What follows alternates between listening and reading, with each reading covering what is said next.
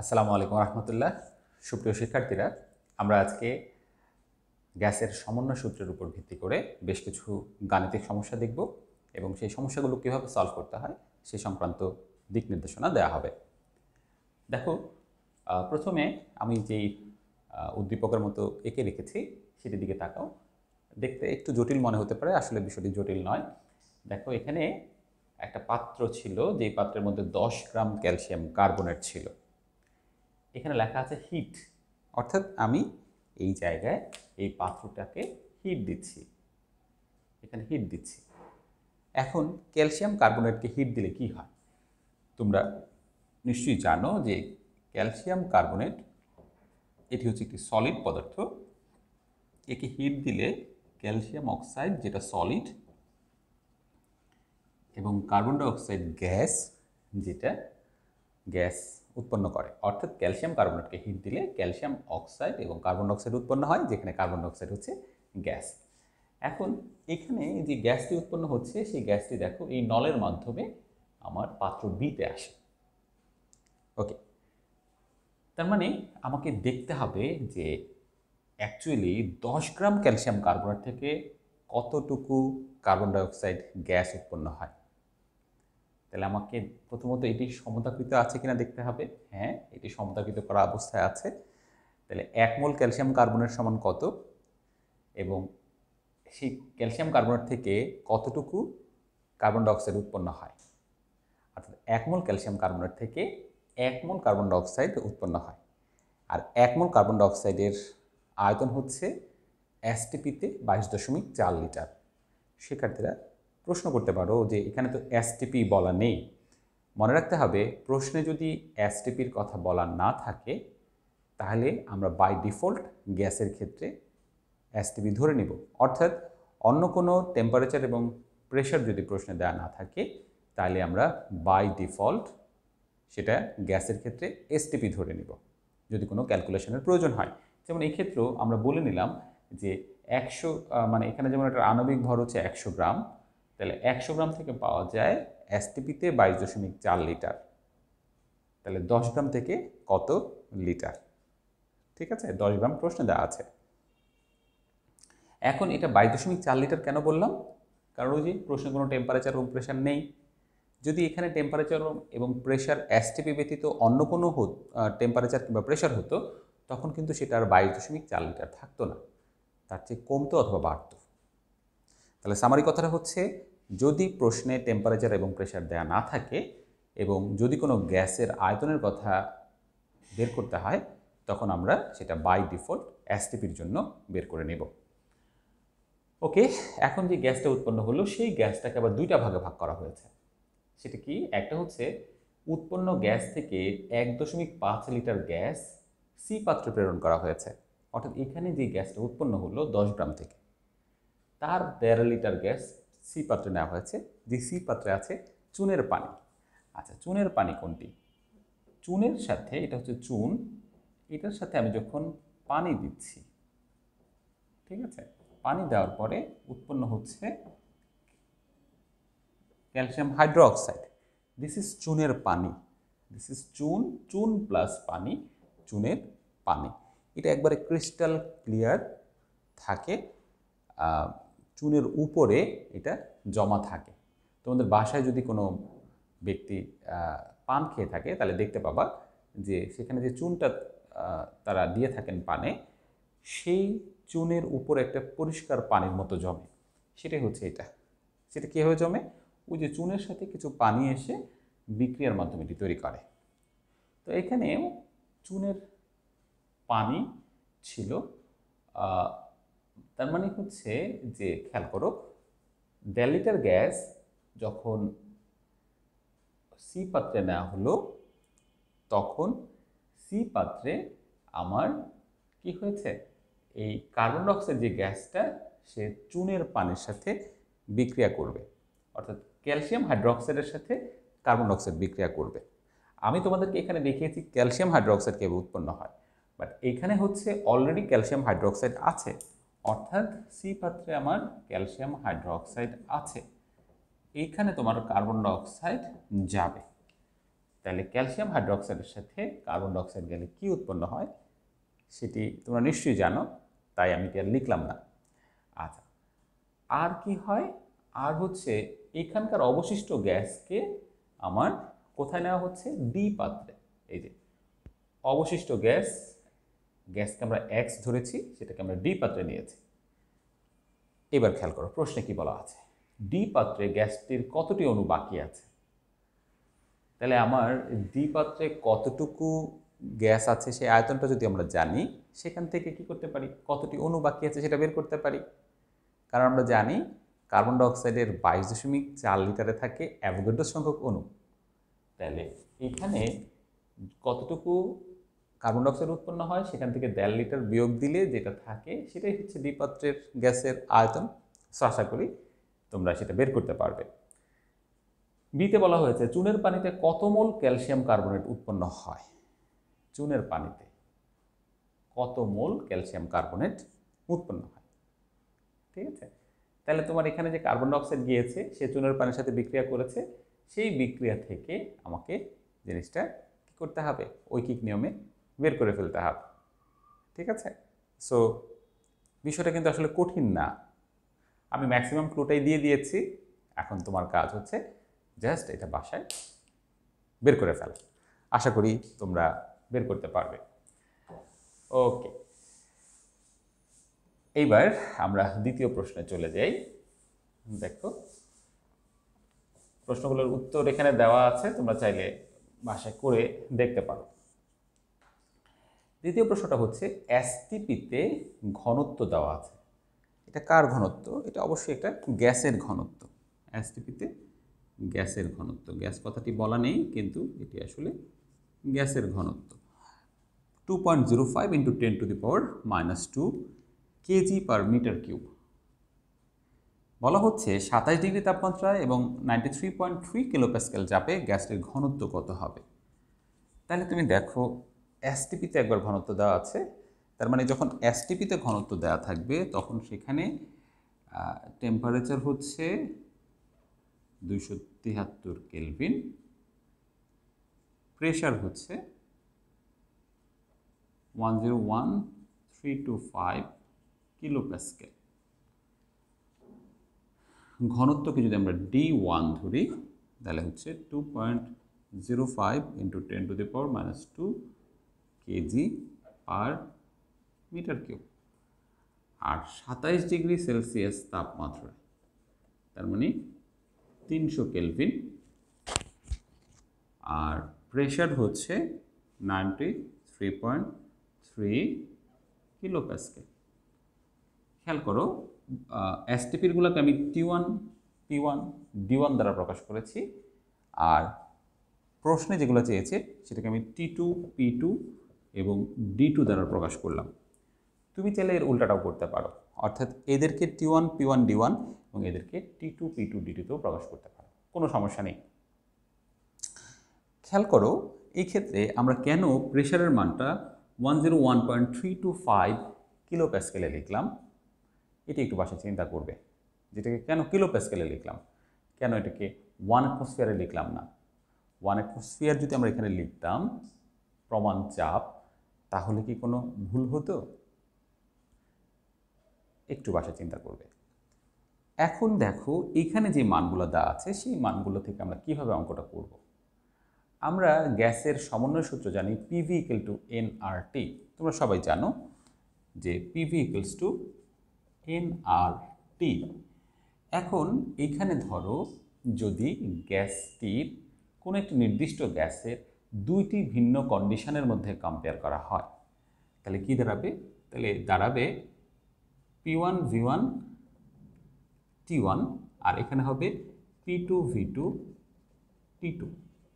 কারণ হচ্ছে নির্দিষ্ট গ্যাসের ক্ষেত্রে আমরা এটা কাজটা করছি, তাহলে যেহেতু নির্দিষ্ট গ্যাসের জন্য করছি তাহলে n এর মানটা এই ক্ষেত্রে নির্দিষ্ট, কারণ তার প্রেশার বাড়াচ্ছি অথবা কমাচ্ছি, টেম্পারেচার বাড়াচ্ছি অথবা কমাচ্ছি, যাই করি না কেন ভর তো সেম, তাই n এর মানটা চেঞ্জ হবে না, আর আর তো যে কোনো গ্যাসের জন্যই সেম। তাহলে আমরা যদি এখানে একটু ডানবাম করি তাহলে লেখা যায় nR = P1 V1/T1 এখান থেকেও লেখা যায় NR ইকুয়াল টু P2V2/T2। তাহলে বাম পাশে যেহেতু NR আছে, তার মানে আমরা লিখতে পারি P1V1/T1 ইকুয়াল টু P2V2/T2। কিন্তু এখানে তো আছে D1, তাহলে আমরা কি এখান থেকে D1 এর সাপেক্ষে রিলেশনটা কেমন হতে পারে সেটা বের করতে পারি কিনা? অর্থাৎ দেখো পি ভিটা নেই, ভি এর পরিবর্তে এখানে ডি আছে, তাহলে ডি ঘনত্ব ইকুয়াল টু কি? m/v। ঘনত্ব হচ্ছে m/v। তাহলে m তো হচ্ছে ভর, তাহলে ভরটা কি এখানে সেম, তাহলে আমার ডি হচ্ছে যেহেতু m/v, ভর যেহেতু সেম, সুতরাং D equal to is proportional to 1/v। যদি m স্থির, তাহলে আমরা এখানে ভি এর পরিবর্তে ডি আনতে পারি কিনা দেখো। যদি ডি আনতে পারি, তাহলে আনতে পারলে এইখানে সেটাকে অ্যাপ্লাই করা যায় কিনা। ওকে, সো আমি কিন্তু উত্তরটি বলে দিয়েছি, এখন তোমার কাজ হচ্ছে জাস্ট ফিনিশিং দেওয়া। ঠিক আছে, তাহলে 27°C এবং 93.3 kPa চাপে গ্যাসটির ঘনত্বটি কত হবে সেটি বের হয়ে যাবে। আশা করি তোমরা অঙ্কটি বুঝতে পেরেছ। খুবই সহজ ছিল, আমি বুঝিয়েও দিয়েছি। এখন তোমার কাজ হচ্ছে সিম্পলি মানটি বের করা। এরপরের অঙ্কটা দেখো, 17°C তাপমাত্রায় 700 মিলিমিটার, 700 মিলিমিটার মানে হচ্ছে এটা চাপ, 600 ml অক্সিজেন গ্যাস প্লাস পানি। অর্থাৎ এখানে অক্সিজেন গ্যাসটা ছিল, সাথে কিছু পানি ছিল, তাহলে তার কি দেওয়া আছে? তার PVT দেওয়া আছে। এখন 17°C তাপমাত্রায় জলীয় বাষ্পের চাপ দেওয়া আছে, তার মানে গ্যাসটার সাথে যেহেতু পানি আছে, এই পানিটা কিন্তু আসলে গ্যাসের সাথে যে পানিটা থাকে সেই পানিটা পানি ফর্মে না, সেটা জলীয় বাষ্প ফর্মে আছে। ঠিক আছে, মানে এটাকে আমরা বলতে পারি ভিজা গ্যাস বা আর্দ্র গ্যাস। তাহলে আর্দ্র গ্যাস মানে হচ্ছে যে গ্যাসের সাথে পানি মিক্সড অবস্থা, পানিটা জলীয় বাষ্প অবস্থায় মিক্সড অবস্থায় থাকে। জলীয় বাষ্প রূপে মিক্সড অবস্থায় যদি পানি থাকে কোনো গ্যাসের সাথে, তাহলে তাকে বলা হবে আর্দ্র গ্যাস। এখন এইখানে আমি যে 700 মিলিমিটার চাপ দেখতে পাচ্ছি, এই চাপের মধ্যে কিন্তু যেহেতু জলীয় বাষ্প আছে, তার মানে জলীয় বাষ্পটা তো হচ্ছে এক ধরনের কি গ্যাস, তাহলে তো এখানে জলীয় বাষ্পের একটা চাপ আছে। অর্থাৎ আমি এখানে যে 700 মিলিমিটার চাপ বলছি অক্সিজেন গ্যাসের, সেই চাপটি কি 100% অক্সিজেন গ্যাসের, নাকি এখানে অন্য কারো অবদান আছে? অন্য কেউ বলতে জলীয় বাষ্প। এটি একটু বাসা চিন্তা করো, জলীয় বাষ্পের যদি অবদান থাকে, যদি থাকে, তাহলে কি কোনো কিছু প্লাস মাইনাস করতে হবে কিনা এই ভ্যালুর সাথে? অর্থাৎ এই 14.5 মিলিমিটার এই মানটি কি এর সাথে যোগ হবে, নাকি এই মানটি 700 থেকে 14.5 বিয়োগ হবে যদি জলীয় বাষ্পের অবদান থাকে? আচ্ছা, এখন প্রশ্নে বলেছে এসটিপিতে অক্সিজেন গ্যাসের আয়তন এবং ভর কত। ঠিক আছে, তাহলে দেখো এখানে আমার একইভাবে T1 হচ্ছে 17°C, মানে হচ্ছে 290 কেলভিন। P1 এর মানটা এটা 700 মিলিমিটার, নাকি এর সাথে প্লাস এত নাকি মাইনাস এত সেটার জন্য রেখে দিলাম, তোমরা এখানে এটা বসাবে। V1 হচ্ছে 600 ml, আর বলছি কি এসটিপিতে গ্যাসের আয়তন এবং ভর। তাহলে এসটিপিতে T2 হচ্ছে 273 কেলভিন, P2 হচ্ছে 760 মিলিমিটার, তাহলে আয়তন কত? V2 equal to watt. ঠিক আছে, খেয়াল করো এখানেও কিন্তু আমরা P2-র মানটা 760 মিলিমিটার লিখেছি। এটাকে কি অ্যাটমসফিয়ারে লিখলে হবে, নাকি কোনো সমস্যা আছে? একটু চিন্তা করো, ঠিক আগের অঙ্কটির কনসেপ্টের মতোই। তাহলে আমরা এখান থেকে P1V1/T1 ইকুয়াল টু P2V2/T2 এই ফরম্যাটে গেলে কি পাবো? এই V2-র মানটা পেয়ে যাব। আর বলা হচ্ছে ওই গ্যাসের ভর কত। তাহলে ভর বের করাটা তো সহজ যদি গ্যাসের আয়তন জানি, কারণ আমরা জানি এসটিপিতে 22.4 লিটার সমান 1 মোল। যেহেতু 22.4 লিটার 1 মোল, তাহলে এখানে যে লিটারটা বের হবে সেখান থেকে তার মোল পেয়ে যাব, আর মোলকে আণবিক ভর দ্বারা গুণ দিলে ভর পেয়ে যাব। ঠিক আছে, সো ওই পার্টটা কিন্তু সহজ। ওকে, তাহলে তোমার এখানে P1 এর ক্ষেত্রে একটা সিদ্ধান্ত নিতে হবে, নিয়ে এখান থেকে V2টা বের করতে হবে। আর P1 এর মানটা মিলিমিটারে থাকলে P2টাকে কি শুধু মিলিমিটারেই লেখা যায় না অন্য কোনো এককে লেখা যায়, সেটিও তোমরা একটু চিন্তা করে সিদ্ধান্ত নেবে। তো শিক্ষার্থীরা এখানে দেখো, আসলে গাণিতিক সমস্যা বোঝার জন্য আগে কনসেপ্ট বা থিওরিটা ভালো করে বুঝতে হবে, তাহলে গাণিতিক সমস্যাগুলো সহজ হয়ে যায়। 4 নম্বর অঙ্কটা দেখো, 57 ডিগ্রি সেলসিয়াস তাপমাত্রায় 1.2 অ্যাটমসফিয়ার হাইড্রোজেন গ্যাস আছে, এটাকে ঠান্ডা করা হয়েছে। তার মানে এখানে আমরা যদি ভ্যালুগুলো দেখি, প্রথমে বলা হয়েছে বি পাত্রে গ্যাসটির চাপ কত। আচ্ছা, এখানে একটি কথা মেনশন করা হয়নি, এটা হচ্ছে এ পাত্র আর এটা হচ্ছে বি পাত্র। তাহলে আমার প্রথমে তার টেম্পারেচার ছিল 57 ডিগ্রি সেলসিয়াস, তাহলে এটার সাথে 273 যোগ হবে, 273 যোগ হলে 330 কেলভিন হয়। P1 হচ্ছে 1.2 অ্যাটমসফিয়ার। শীতলীকরণ করার পর এটা টেম্পারেচার ছিল -10 ডিগ্রি, তার মানে 263 কেলভিন। গ্যাসটির চাপ কত? P2 = watt. এইখানে একটা জিনিস তোমরা নিশ্চয়ই খেয়াল করেছো, ভলিউমের কথা বলা নাই। তাহলে ভলিউমের কথা যেহেতু বলা নাই, তাহলে আমরা ভি এর মানটা কি করব? তাহলে আমরা ধরে নিব যে ভি এর মানটা চেঞ্জ হয় নাই, নাকি নাকি অন্য কিছু, নাকি এখানে আমার টেম্পারেচার হ্রাস করার কারণে ভলিউমও হ্রাস হতে পারে। একটু চিন্তা করবে, ভলিউম কি যেহেতু দেওয়া নাই সেহেতু এটাকে আনচেঞ্জড বা অপরিবর্তনীয় এটা ধরে নেব এই ক্ষেত্রে, নাকি টেম্পারেচার হ্রাস করার কারণে এখানে ভলিউমের চেঞ্জ হয়েছে বা হতে পারে এরকম ধরে নিতে হবে, সেটা একটু চিন্তা করতে হবে। ওকে, তাহলে এভাবে সেই টোটাল চিন্তা থেকে আমরা বি পাত্রে গ্যাসটির চাপ সম্পর্কে ধারণা পাব। এরপরের প্রশ্নটা হচ্ছে, বি পাত্রের মুখ খুলে দিলে গ্যাস বের হয়ে আসবে? প্রশ্ন জানতে চাচ্ছে আসবে, অর্থাৎ এখানে যে গ্যাসটা ছিল সেই গ্যাসটা কি এই পরিবর্তিত অবস্থায় সেখান থেকে বের হয়ে আসবে কিনা। এখন গ্যাস বের হয়ে আসবে কিনা সেটা আমরা কিভাবে জানি, বা সেই সিদ্ধান্ত আমরা কিভাবে নিব? গ্যাস পাত্রের দেয়ালের গায়ে ধাক্কা দেয়, এটা আমরা জানি। এখন গ্যাসের প্রেশারের তারতম্যের কারণে গ্যাস কিন্তু এক জায়গা থেকে আরেক জায়গায় মুভ করতে পারে, এটা তোমরা নিশ্চয়ই জানো। এবং সেই ক্ষেত্রে সাধারণত হাই প্রেশার থেকেই তো লো প্রেশারের দিকে গ্যাসের মুভমেন্ট হয়। এই কনসেপ্টগুলোকে মাথায় রেখে তোমাকে এই প্রশ্নটির দ্বিতীয় অংশের উত্তর চিন্তা করতে হবে। আমি ক্লু দিয়ে দিয়েছি, আশা করি তোমরা পারবে।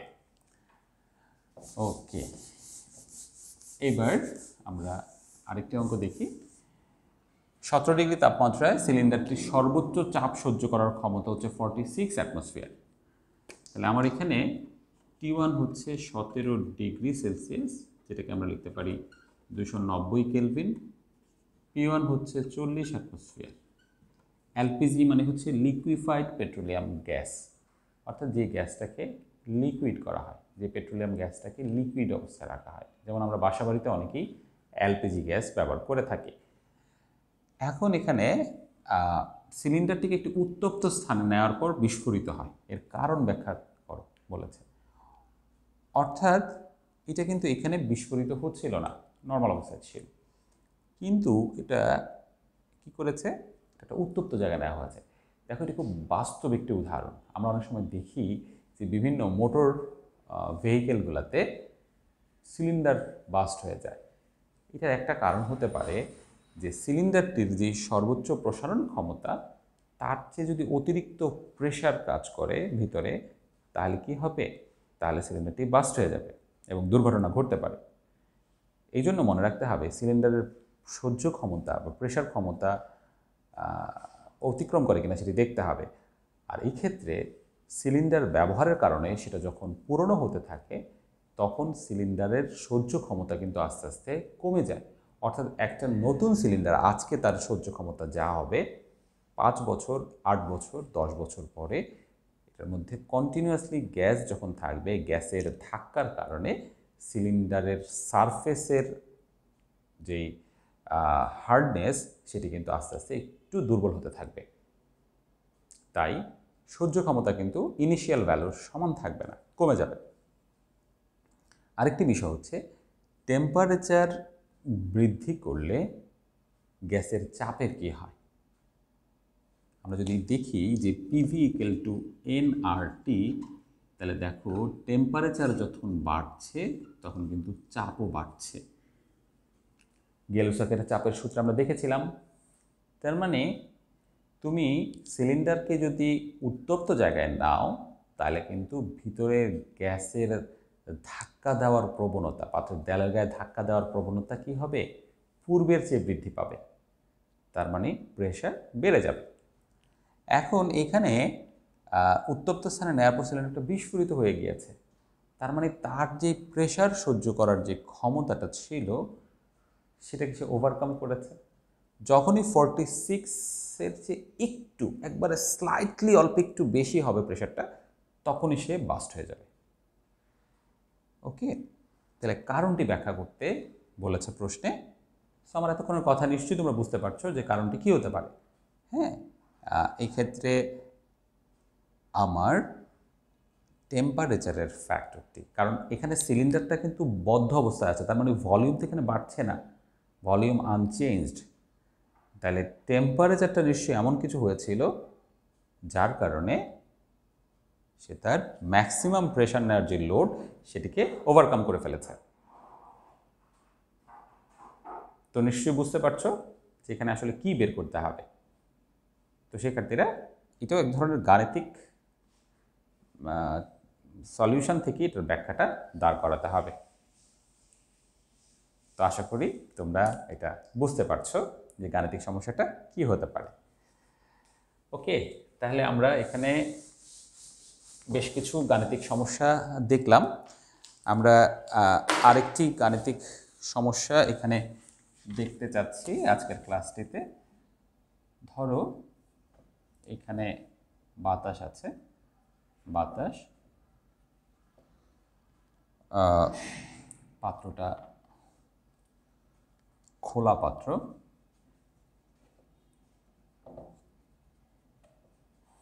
খোলা পাত্রের মধ্যে আমার কি আছে? নির্দিষ্ট পরিমাণ বাতাস আছে। আচ্ছা, টেম্পারেচার হচ্ছে এখানে 27 ডিগ্রি সেলসিয়াস। পাত্রটার নাম দিলাম আমি এ। এবার এটাকে উত্তপ্ত করা হলো, উত্তপ্ত করা হলো। উত্তপ্ত করার পর 3/5 অংশ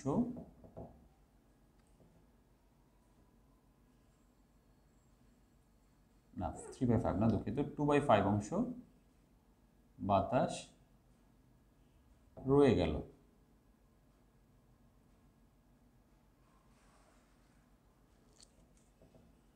টু বাই 5 অংশ বাতাস রয়ে গেল বলতে এইখানে যে পরিমাণ বাতাস ছিল তার মধ্যকার 5 ভাগের 2 ভাগ রয়ে গিয়েছে, আর বাকি 5 ভাগের 3 ভাগ বাতাস এখান থেকে বের হয়ে গিয়েছে। কেন? ওই উত্তপ্ত করার কারণে। আচ্ছা, এটি হচ্ছে প্রশ্নটির। এবার কোশ্চেনটি হচ্ছে যে পাত্রটিকে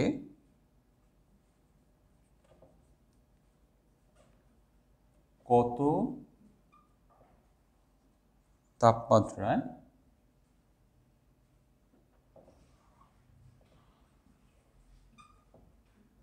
উত্তপ্ত করা হয়েছিল? পাত্রটিকে কত তাপমাত্রায় উত্তপ্ত করা হয়েছিল?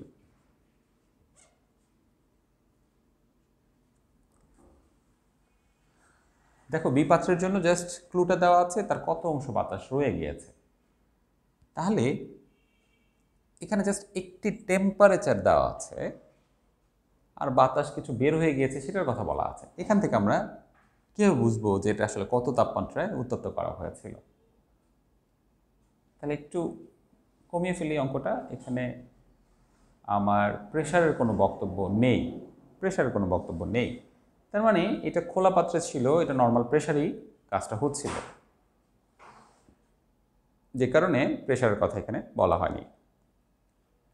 আর যখন আমরা এটাকে গরম করছি, গরম করার কারণে বাতাস আয়তনে বৃদ্ধি পায়, আয়তন বৃদ্ধি পাওয়ার কারণে বাতাস বের হয়ে যায়। তো তোমরা জানো যে আয়তন বৃদ্ধি পায় তাপমাত্রা বাড়ালে। তাহলে এখানে টি এর একটা ফ্যাক্টর আছে, পি এর ফ্যাক্টর বা প্রেশার ফ্যাক্টরটা হয়তো নেই, ভি এর একটা ফ্যাক্টর আছে, কারণ বাতাস আগে যা ছিল এখন সেই পরিমাণ নেই। তাহলে আমরা এখানে দেখতে পাচ্ছি যে ভি এবং টি এর ফ্যাক্টর, টেম্পারেচার এবং ভলিউমের ফ্যাক্টর আছে। তাহলে টেম্পারেচার এবং ভলিউমের ফ্যাক্টর থাকলে আমার যে সমন্বয় সূত্রটা আছে P1 V1 by T1 equal to P2 V2 by T2, এই জায়গায় আমি এই P1টাকে বাদ রাখি যেহেতু প্রেশারের ফ্যাক্টর নেই, অর্থাৎ V1 by T1 equal to V2 by T2। অথবা তুমি এখানে সরাসরি চার্লসের সূত্র থেকে বলতে পারো, চার্লসের সূত্রে কি ভি আর টি এর মধ্যে সম্পর্ক করা হয়েছে, তাহলে চার্লসের সূত্র থেকে আমরা বলতে পারি V1 by T1 equal to V2 by T2। তাহলে সেটির মাধ্যমে এই ডাটা থেকে ভলিউমকে কম্পেয়ার করে এই অঙ্কটি সলভ করতে হবে। ভলিউমের কম্প্যারিজন কিন্তু হবে এখান থেকে এইটার সাথে কম্পেয়ার করে। ভয় পাওয়ার কিছু নেই, খোলা পাত্র আয়তন কতটুকু হবে, কতটুকু বাতাস ছিল না জানলেও এই অঙ্কটি করা সম্ভব। তো ঠিক আছে শিক্ষার্থীরা, খুব মজার কিছু আমরা গাণিতিক সমস্যা সম্পর্কে আজকে দেখলাম। তো তোমরা এগুলো বাসায় ট্রাই করতে থাকো, ইনশাল্লাহ পরবর্তীতে অন্য কোনো ক্লাস নিয়ে দেখা হবে। আর যারা আগের ক্লাসগুলো দেখো নাই তারা অবশ্যই আমার প্লেলিস্ট থেকে গিয়ে প্রত্যেকটা ক্লাস দেখে নিতে পারো, চ্যাপ্টার ওয়াইজ সেখানে ক্লাসগুলো দেওয়া আছে। তো সবাই ভালো থাকো, সুস্থ থাকো। আসসালামু আলাইকুম।